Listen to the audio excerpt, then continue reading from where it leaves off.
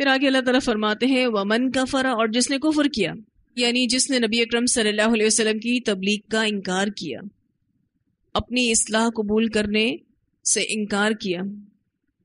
پیچھے ہم نے ایک ایسے شخص کے بارے میں پڑھا جو محسن تھا، اب اس کے مقابلے میں ایک ایسا شخص جو کفر کرتا ہے،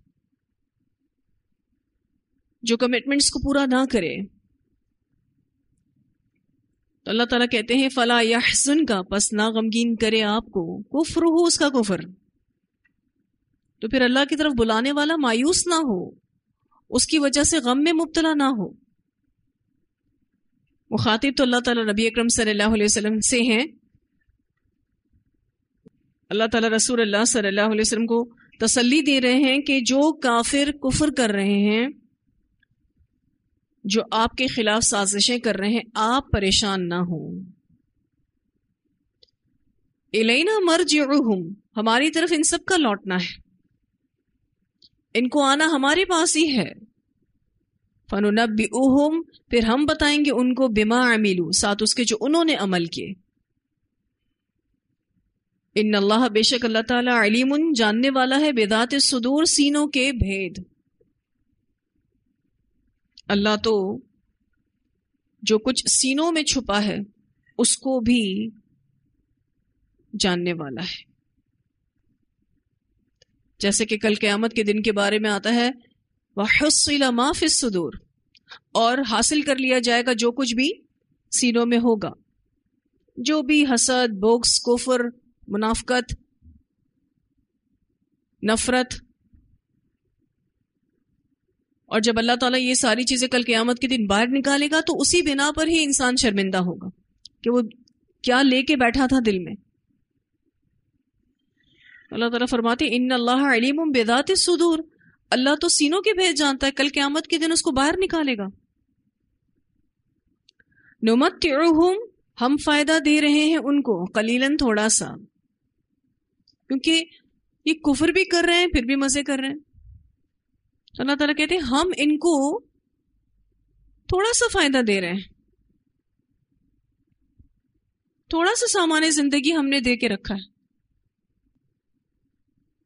ویسے ان کے پاس دنیا بہت ہے، لیکن اللہ سبحانہ تعالیٰ کہتے ہیں نمتعہم قلیلا، ہم نے ان کو بہت تھوڑا دیا ہے. ایسا اللہ تعالیٰ کیوں کہہ رہے ہیں؟ اللہ کے نزدیک دنیا کی کوئی ویلیو ہی نہیں، اور آخرت کے مقابلے میں دنیا کچھ بھی نہیں. ثم پھر نضطرہم، ہم کھینچ لے جائیں گے ان کو الی عذاب غلیظ، سخت عذاب کی طرف. اضطر الی جب آتا ہے تو معنی ہوتا ہے کسی کو مجبور کرنا، زبردستی کسی کو لے جانا. اضطر الی کا دیکھیں یہاں پر صلہ لگا ہوا ہے. پھر ہم کھینچ کے لے جائیں گے ان کو سخت عذاب کی طرف.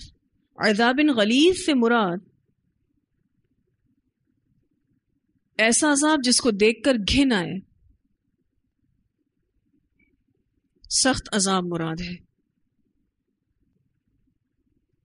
ویسے غلظہ کہتے ہیں موٹی چیز کو، کسی موٹی چیز کے لیے یہ لفظ آتا ہے، اور اس میں سختی کا معنی بھی آتا ہے. تو ایسا سخت عذاب جس میں بوجھ ہوگا، ایسا سخت عذاب جس میں گھن آئے گی. وَلَئِن سَأَلْتَهُمْ، اور البتہ اگر پوچھو تم ان سے، من خلق السماوات والارض، کس نے پیدا کیا آسمانوں کو اور زمین کو، لَيَقُولُنَّ اللَّهُ، البتہ ضرور کہیں گے اللہ نے، کیونکہ اللہ کی قدرت کے اتنے دلائل ہیں کہ وہ منع نہیں کر سکتے کہ یہ سب اللہ نے پیدا نہیں کیا. تو ان کا جواب یہی ہوگا لَيَقُولُنَّ اللَّهُ، البتہ ضرور کہیں گے اللہ نے. قُلِ الْحَمْدُ لِلَّهِ، کہہ دیجئے سب تعریف اللہ کے لیے. بل اکثرهم، بلکہ اکثر ان میں سے لا يعلمون، علم نہیں رکھتے. اکثریت کو علم نہیں ہے اللہ کی سچی معرفت کا.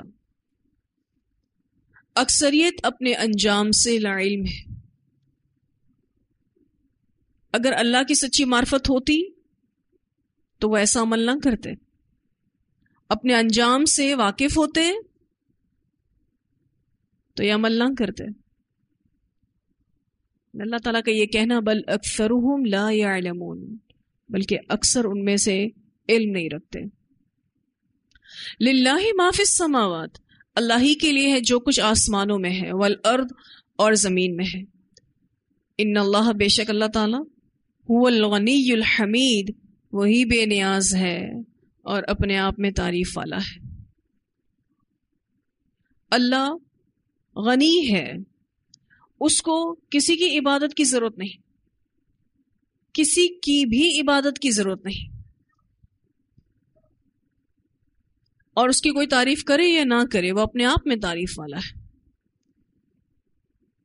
آپ صلی اللہ علیہ وسلم سے کہا جا رہا ہے کہ آپ ان کی پرواہ نہ کیجئے، وہ عبادت کرتے ہیں نہیں کرتے، چھوڑ دیجئے ان کو ان کے حال پہ، کیونکہ اللہ تعالیٰ کو ان میں سے کسی کی بھی عبادت کی ضرورت نہیں. اللہ کی کوئی بھی تعریف نہ کرے تو اللہ اپنے آپ میں تعریف والا ہے. اللہ کو کسی کے تعریف کرنے کی بھی کوئی محتاج ہی نہیں ہے، اللہ کسی کا محتاج نہیں. ولو ان، اور اگر، بے شک، ما فی الارض، جو کچھ زمین میں ہے، من شجرۃ، درختوں میں سے، اقلام، قلم ہو جائیں، جتنے بھی زمین پر درخت ہیں اس کے قلم بن جائیں. والبحر، اور سمندر، یمدہ، سیاہی اس کی، من بعدہ، اس کے بعد، سبعۃ ابحر، 7 سمندر، اس کے بعد 7 سمندر اور آ جائیں سیاہی بننے کے لیے. اب یہاں پر سبعۃ ابحر جو کہا گیا ہے مبالغے کے طور پر ہے، یعنی 7 سمندر اور بھی سیاہی بن گئے تو بھی ما نفدت، نہ ختم ہوں گے کلمات اللہ، اللہ کے کلمات. اللہ کے کلمات کا حصر نہ ہو سکے گا، اللہ کی باتوں کو لکھا نہیں جا سکتا. کلمات اللہ سے مراد یہاں پر اللہ کی صفات ہیں، عجائبات ہیں، کمالات کا ذکر ہے، تعریف ہے. ما نفدت کلمات اللہ، نہ ختم ہوں گی اللہ کی صفات، نہ ختم ہوں گے اللہ کے عجائبات کا ذکر، نہ اس کی تعریفیں ختم ہوں گی اور نہ اس کے کمالات کا ذکر ختم ہوگا. ان اللہ، بے شک اللہ تعالی، عزیز الحکیم، زبردست ہے، حکمت والا ہے.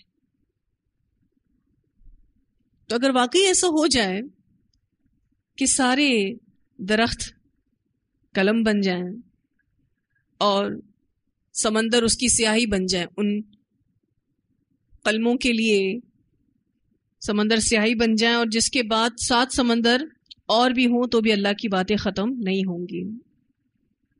قلم ٹوٹ جائیں گے، سمندروں کا پانی ختم ہو جائے گا، لیکن اللہ کی باتیں ختم نہ ہوں گی.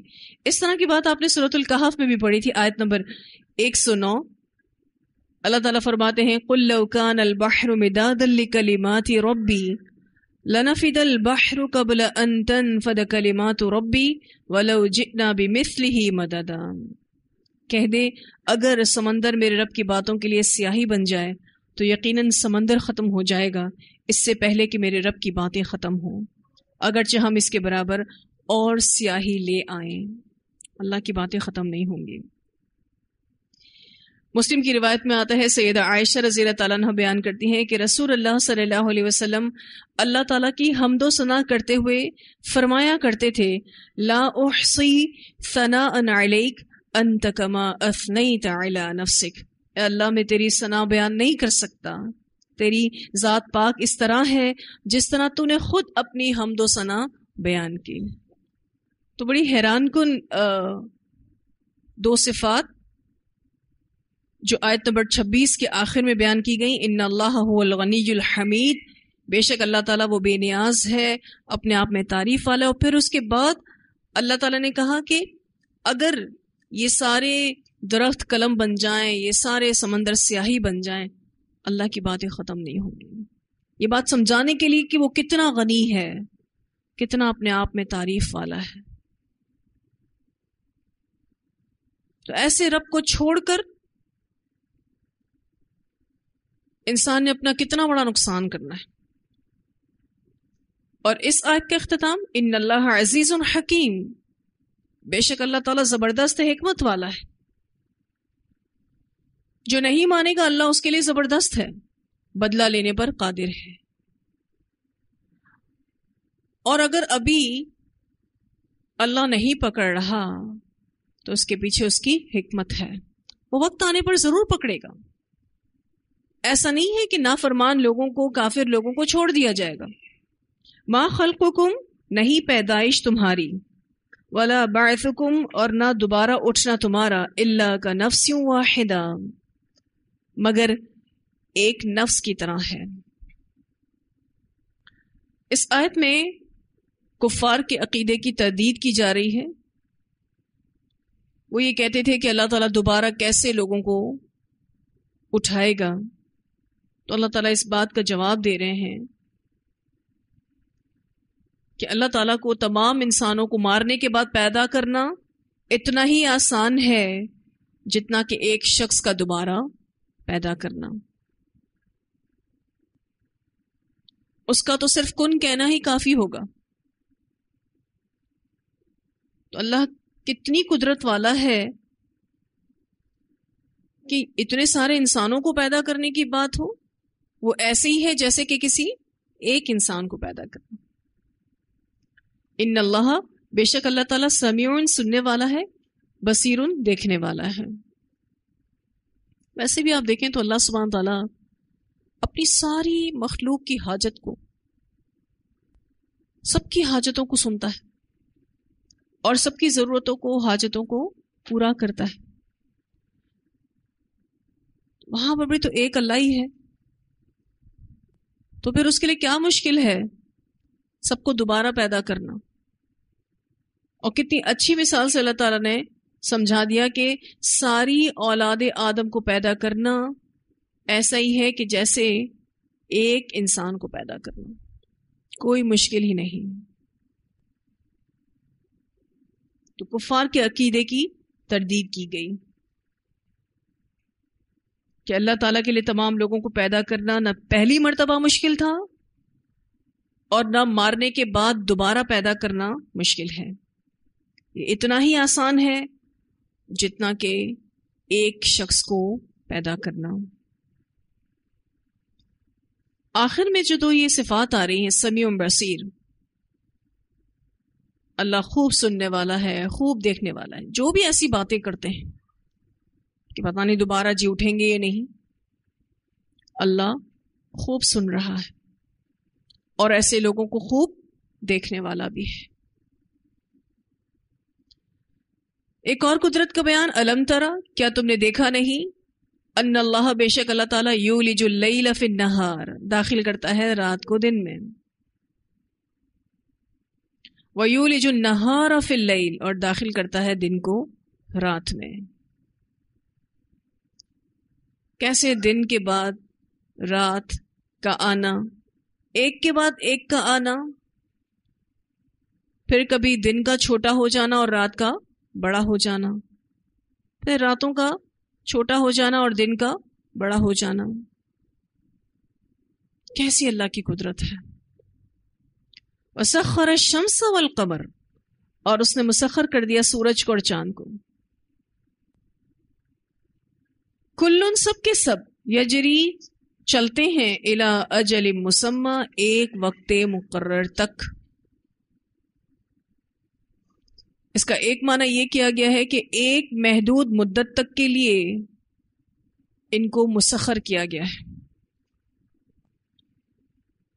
اس معنی کی تائید کے لیے بخاری کی روایت آتی ہے کہ سیدنا ابو ذر رضی اللہ تعالیٰ عنہ بیان کرتے ہیں کہ رسول اللہ صلی اللہ علیہ وسلم نے جب سورج غروب ہوا تو مجھ سے پوچھا کیا جانتے ہو یہ کہاں جاتا ہے؟ میں نے جواب دیا اللہ اور اس کا رسول خوب جانتے ہیں۔ آپ صلی اللہ علیہ وسلم نے فرمایا یہ جا کر اللہ کے عرش کے نیچے سجدے میں گر پڑتا ہے اور اپنے رب سے اجازت چاہتا ہے، یعنی دوبارہ طلوع ہونے کی، تو اسے اجازت دے دی جاتی ہے، اور وہ دن قریب ہے جب یہ سجدہ کرے گا لیکن اس کا سجدہ قبول نہیں کیا جائے گا، اور وہ اجازت چاہے گا مگر اجازت نہیں ملے گی، بلکہ اس سے کہا جائے گا جہاں سے آیا ہے وہیں واپس لوٹ جا، چنانچہ اس دن یہ مغرب ہی سے طلوع ہوگا۔ تو اس کا پہلا معنی یہ ہے کہ ایک محدود مدت تک کے لیے ان کو مسخر کیا گیا ہے، یعنی ان کی گردش کے لیے ایک منزل، ایک راہ مقرر ہے، اور یہ ڈیلی بیسس پر ہو رہا ہے، روزانہ کی بنیاد پر ہو رہا ہے۔ ایک دوسرے قول کے مطابق الی اجل مسمی سے مراد قیامت کا دن ہے، کہ ان کو قیامت کے دن تک کے لیے مسخر کیا گیا ہے، پھر ان کو ختم کر دیا جائے گا۔ جس دن قیامت قائم ہوگی اس دن یہ ساری کائنات کا سسٹم ختم کر دیا جائے گا۔ وَأَنَّ اللَّهَ، اور بے شک اللہ تعالیٰ، بِمَا تَعْمَلُونَ خبیر، ساتھ اس کے جو تم عمل کرتے ہو باخبر ہے۔ تو جب سورج کو طلوع ہوتا دیکھیں اور غروب ہوتا دیکھیں تو یہ سوچیں کہ اس کی آج کی اجل ختم ہوئی، ایک اور دن شروع ہو گیا، اور جب غروب ہو تو ایک اور دن ختم ہو گیا، اور ایک ایک دن ختم ہوتا جا رہا ہے اور ہم قیامت کے قریب ہوتے جا رہے ہیں، جیسے کہ یہ کائنات اپنی اجل مسمی کے قریب ہوتی جا رہی ہے، ایسے ہی ہم نے بھی اپنی قیامت کو دیکھنا ہے۔ اور آخری جو حصہ ہے آیت کا، وَأَنَّ اللَّهَ بِمَا تَعْمَلُونَ خبیر، اور بے شک اللہ تعالیٰ ساتھ اس کے جو تم عمل کر رہے ہو باخبر ہے۔ جو دن بھر میں عمل کرتے ہیں اپنی اس اجل مسمی کو استعمال کرتے ہوئے، ہمیں بھی تو ایک اجل مسمی ملی ہوئی ہے نا، ہمیں بھی تو ایک وقت ملا ہوا ہے۔ اللہ ان تمام اعمال کو جو دن بھر میں ہم کرتے ہیں اچھے سے جاننے والا ہے، اور جب اللہ اچھے سے جانتا ہے تو کیا مقصد ہے کہنا؟ بدلہ بھی دے گا۔ اچھے عمل کیے تو اچھا بدلہ، برے عمل کیے تو برا بدلہ۔ ذالک، یہ بات جو کائنات کی گئیں، اللہ کی قدرتوں کی گئیں، بِأَنَّ اللَّهَ، بوجہ اس کے کہ بے شک اللہ تعالیٰ، هو الحق، وہی حق ہے، وَأَنَّ مَا، اور بے شک جو یدعون وہ پکارتے ہیں، من دونہ الباطل، اس کے سوا باطل ہے، وَأَنَّ اللَّهَ، اور بے شک اللہ تعالیٰ، هو العلی الکبیر، وہی بلند ہے، بہت بڑا ہے۔ تو اللہ سبحانہ تعالیٰ ہی حق ہے، اور جو بھی اللہ کے سوا ہستیاں پکاری جاتی ہیں وہ سب باطل ہیں، صرف اور صرف اللہ ہی کی ذات بلند اور بہت بڑی ہے۔ هو العلی الکبیر، اللہ بہت بڑا ہے، اللہ سے بڑا کوئی نہیں۔ اسی لیے آپ دیکھیں کہ جب ہم نماز بھی پڑھتے ہیں تو اپنی نماز میں ہر ایکشن کی تبدیلی پر اللہ اکبر کہتے ہیں، بار بار تکبیر کو دہرایا گیا تاکہ اس بات کا احساس نماز کے دوران اور نماز کے بعد ہمارے اندر رہے کہ اللہ سے بڑا کوئی نہیں، عبادت کے لائق بھی پھر وہی ہستی ہے اور کوئی نہیں۔ تو اتنی آیات کی تلاوت سنتے ہیں، پھر انشاءاللہ آگے پڑھیں گے۔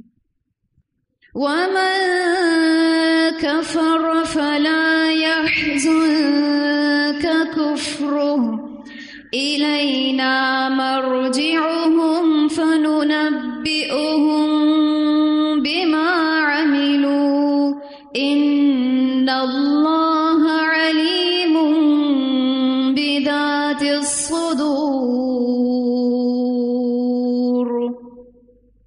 نُمَتِّعُهُمْ قَلِيلًا ثُمَّ نَضْطَرُّهُمْ وأضطرهم إلى عذاب غليظ ولئن سألتهم من خلق السماوات والأرض ليقولن الله قل الحمد لله بل أكثرهم لا يعلمون لله ما في السماوات والأرض إن الله هو الغني الحميد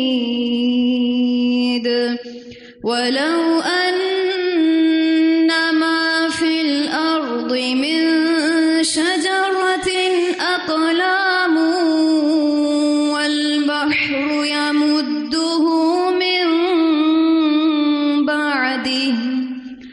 يمده من بعده سبعة أبحر ما نفدت كلمات الله إن الله عزيز حكيم ما خلقكم ولا بعثكم إلا كنفس واحدة إن الله سميع بصير ألم تر أن الله يولج الليل في النهار ويولج النهار في الليل وسخر الشمس والقمر كل يجري إلى أجل مسمى وأن الله بما تعملون خبير ذلك بأن الله هو الحق وأن ما يدعون من دونه الباطل وأن الله هو العلي الكبير. جی ابھی جو ہم نے یہ آیت پڑھی تھی وَلَوْ أَنَّمَا فِي الْأَرْضِ مِنْ شَجَرَةٍ أَقْلَامٌ وَالْبَحْرُ يَمُدُّهُ مِنْ بَعْدِهِ سَبْعَةُ أَبْحُرٍ مَا نَفِدَتْ كَلِمَاتُ اللَّهِ إِنَّ اللَّهَ عَزِيزٌ حَكِيمٌ. میرے ایک سفر میں دنیا کے بڑے بڑے جنگلات دیکھنے کا اتفاق ہوا اور 3 بڑے بڑے سمندر بھی میں نے دیکھے جس میں میں نے خود الحمدللہ سفر کیا. جب میں ان جنگلات کو دیکھ رہی تھی اور ان میں بے شمار جب میں درختوں کو دیکھ رہی تھی جن کا میں تصور نہیں کر سکتی تھی، اتنے درخت، پتہ نہیں کتنی تعداد میں درخت، اور پھر سمندر کو دیکھنے کا جو اتفاق ہوا اس میں اتنا کثیر اور گہرا پانی. جب اس آیت پر غور و فکر کر رہی تھی میں کہہ رہی تھی اللہ تعالیٰ کہتے ہیں کہ زمین میں جتنے درخت ہیں قلم بن جائیں اور سمندر ان قلموں کے لیے سیاہی بن جائیں، اور سمندر کی سیاہی ایک سمندر نہیں، مبالغے کے لیے کہا گیا 7 اور سمندر آ جائیں تو بھی ما نفدت کلمات اللہ، اللہ کے کلمات بیان نہیں ہو سکتے. اس آیت پر جب میں غور کر رہی تھی کہ ہم جس رب کی عبادت کرتے ہیں کیسی تعریف والا ہے، اس کے کیا کمالات ہیں، کیا اس کی قدرتیں ہیں کہ اتنے ریسورسز کا بھی استعمال کر کے وہ ایکسپلینیبل نہیں ہے، اس کو بیان نہیں کیا جا سکتا، اس کے بارے میں لکھا نہیں جا سکتا. اور یقین کیجئے جب میں ان سب چیزوں کو دیکھ رہی تھی وہاں پر تو مجھے ایک یہ آیت سورہ لقمان کی اور سورہ کہف کی جو آیت ہے وہ اتنی شدت سے یاد آ رہی تھی، اور میں کہہ رہی تھی کہ یا اللہ تو اپنی ملاقات کا شرف نصیب کر، اور ایسی ملاقات جس میں تو ہم سے راضی ہو. ہم دیکھیں کہ تو کیسا رب ہے کہ جس کی تعریف کوئی بیان نہیں کر سکتا. اور اتنے درخت ہیں کہ اگر ایک درخت کے بھی قلم بنائے جائے نا تو ایک قلم نہیں بنتا، کئی قلم بنیں گے، لیکن وہ سب بھی اس طرح سے استعمال ہوں کہ ٹوٹتے جائیں. اس کو بیان نہیں کیا جا سکتا. بہت خوبصورت آیت ہے.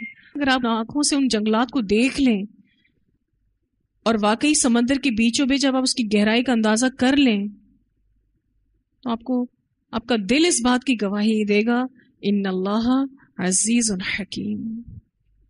نہ ہم اس کی حکمتوں کو سمجھ سکتے ہیں، نہ ہم اس کے پاورز کا اندازہ لگا سکتے ہیں. کائنات کی اتنی چیزیں جو نشانیاں بن کے ہمارے سامنے پڑی ہیں تو ہم کہتے ہیں اللہ جیسا کوئی نہیں. اور واقعی صحیح معنوں میں جب اس کی قدرتوں کا اندازہ کریں گے قیامت والے دن، جو کہ ابھی ہمارے لیے اللہ کے ساتھ غیب میں ہے نا، جب ہم واقعی صحیح معنوں میں اس سے ملاقات کریں گے تو اس بات کا شدت سے احساس ہوگا. لیکن اللہ تعالیٰ اس دنیا میں چاہتے ہیں کہ ہم غیب پر ایمان لائیں اور سمجھیں اس بات کو، عبادتوں میں بھی لطف محسوس کریں کہ ہم جس رب کی عبادت کرتے ہیں اس جیسا کوئی نہیں ہے. اللہ ہم سب کو بہتر عمل کرنے کی توفیق عطا فرمائے اور اپنی بہترین معرفت اللہ ہمیں عطا کرے. اس معرفت کے بعد ہی انسان کا ایمان مضبوط ہوتا ہے اور